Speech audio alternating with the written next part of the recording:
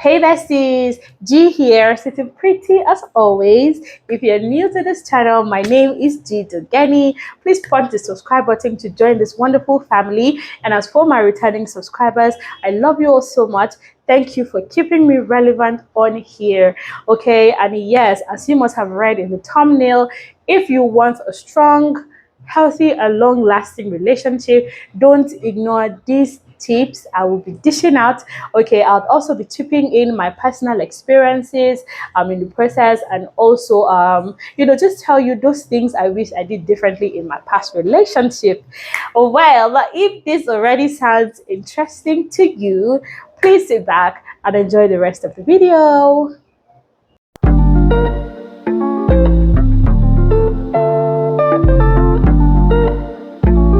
Welcome back. Yeah, so like I said in the intro, I'll be listing out some tips that'll help us have or maintain a strong, healthier, and long-lasting relationship.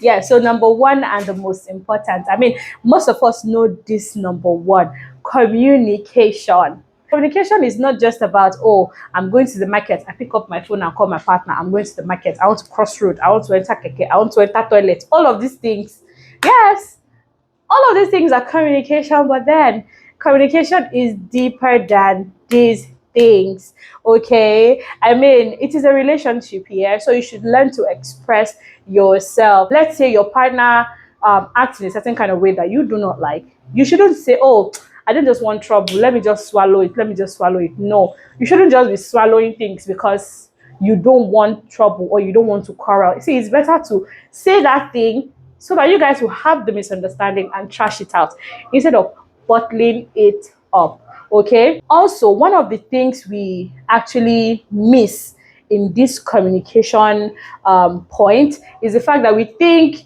telling your partners those things they do to you that you don't like are only the things you should communicate. No, your partner talks to you somehow, you express and tell them, oh, I don't like this kind of thing. All those things are good, but that's not just what communication should be all about. Okay, we should be able to voice out those positive things your partners do to you and do for you. All right, I should be able to tell him, oh, I like the way you compliment me, I love how you talk to me, I like the fact that you were able to understand my feelings. So even the positive things, we should be able to communicate it to our partners. Okay, it will make your partner to know that, oh, they are not just bad doing bad things, they are also doing positive things that makes you happy. So that would also encourage them. Okay, so let's just remove this whole narrative of, oh, communication should just be about, if you do this thing that I don't like, I should tell you. Even those things that you like, still tell them. Number two, assumptions. We should not assume things. I think I am really, really guilty. Yes, or I used to be guilty. Yes, I can assume a lot. I'm the kind of person that if you offend me in a relationship, I'll just be carrying face. I'll carry my mouth up. I'll be giving you one reply, giving attitude. Thinking you're supposed to know and decode that I am upset, I am not happy with you, I'm not happy with something. So I'll be waiting for you to come and ask me, oh, what did I do wrong? Did I do anything wrong to you? So I have that, I don't know, I just assume a lot then. And then sometimes the partner in question might not even know, might not even, understand my feeling or my mood at that time, and you want to give me space. And I don't want space at that time. Okay, so I normally assume that you're supposed to know as my partner, that you're supposed to come and ask me what is wrong, just try to find solution to my problem without voicing it out. And sometimes the guy will just be doing his thing, he will not even know that he has offended me. So for both guys and girls, we're both guilty. Let's just stop this whole assuming or assumption thing, right? Whatever it is that you want, tell your partner, but don't just assume that they are God and they are supposed to read your mind, all in the name of you are in a relationship. Okay, so stop assuming things. All right, so number three, I know most people would not agree with me on this point, but I will tell you and I'll stand my ground: do not pry on your partner's personal or private affairs. I know you say it's a relationship, so there shouldn't be anything personal or private. No, it's not true. Don't check your partner's phone. Don't check your partner's phone. I'll say it again. Don't check your partner's phone. Okay? except they involve you or except they carry you along in that regard. Now, let me give you two scenarios, personal experiences. Yeah. I've been into two relationships where, Mr. A doesn't really, you know, I don't know how to explain this thing, but then his phone is his personal bit. Normally, I'm a kind of person that if you like, your phone should be by my side and it's ringing. I will not even turn and check and say, "Oh, who is calling you?" Because it's none of my business. I don't even want to know. Do you understand? So I'm that kind of person. You get so that particular person in question. Let me just call him Mr. A. Right? I actually entered that relationship with that mindset I have, right, and that attitude I have. I don't involve myself. I don't care if your phone is ringing. I don't even want to know. Do you understand? And it was that way in that relationship.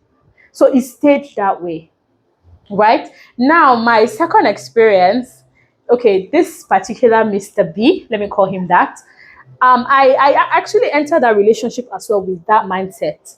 You understand? So, but I noticed he, I don't know, he involved me. Let me use that word. I really don't know how to explain this thing, but he made me comfortable, with his device and, other private and personal issues, right? So sometimes we can be together and let's say maybe he leaves probably and maybe go somewhere and his phone starts to ring. He can just tell me, "Oh, please, can you check who's calling?"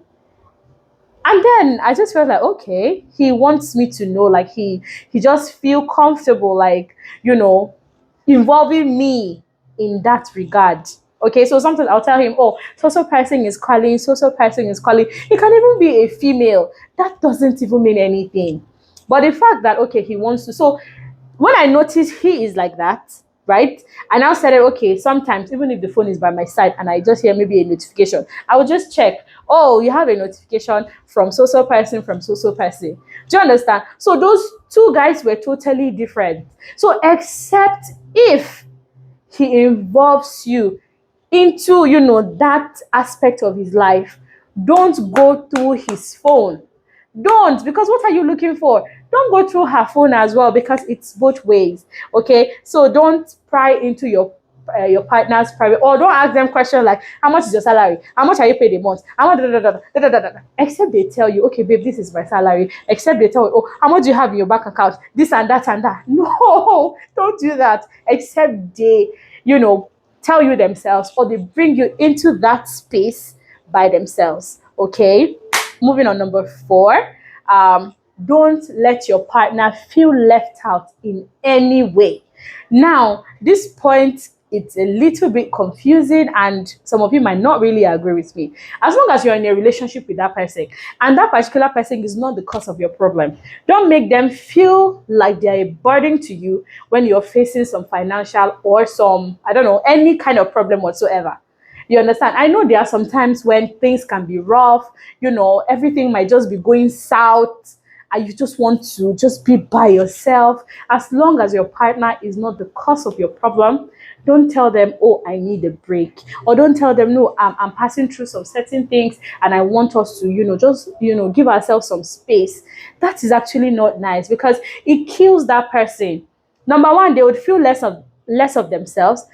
It will be like, oh, you don't really trust them, or you don't see their value or their need or their importance in that relationship. So don't do that. I know relationship can be stressful, yeah. So sometimes when we're passing through, some challenges, as long as your partner is not the cause of it, don't sideline them. Don't make them feel like, "Oh, let me drop you aside and face whatever it is I want to face and trash then before we continue." It's a relationship. It is true thick and thin. It is not rosy all the time. Every day no be Christmas, okay? So don't just, throw your partner away when things are tough. So the last point, don't leave a particular duty for your partner. See, one of the major things I've learned in my past or from my past relationship is the fact that it is not a guy's duty to be performing a particular obligation all the time. For example, calling. Giving my personal opinion or my personal experience rather, right?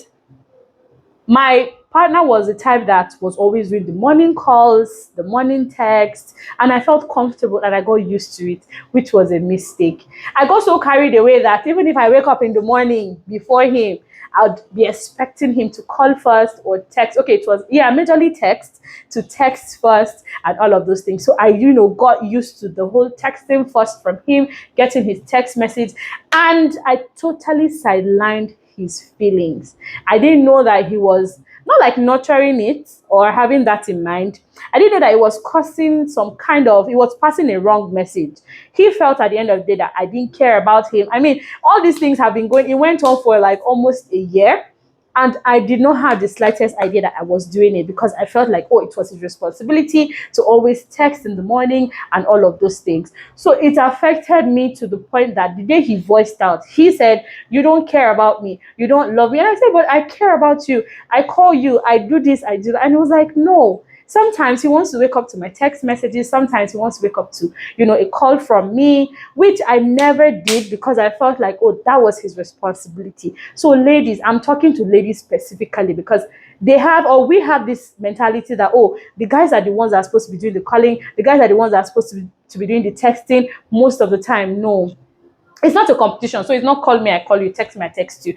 No. But then anytime you feel like it, even if it's the 20th time that day, and you feel like calling your partner, please do. Don't have this impression that, oh, let me not call too much so that he's not going to feel as if I don't love him too much, or those kind of funny things. So anytime you feel as to call, anytime you feel as to text, please feel free. Okay, so don't leave. And guys as well, I know some girls are the ones doing the callings in relationship or texting, or let me take you out, all those kind of things. So don't, for both guys and girls, don't leave a particular duty to your partner. Okay, so I believe someone out there have been able to learn a thing or two.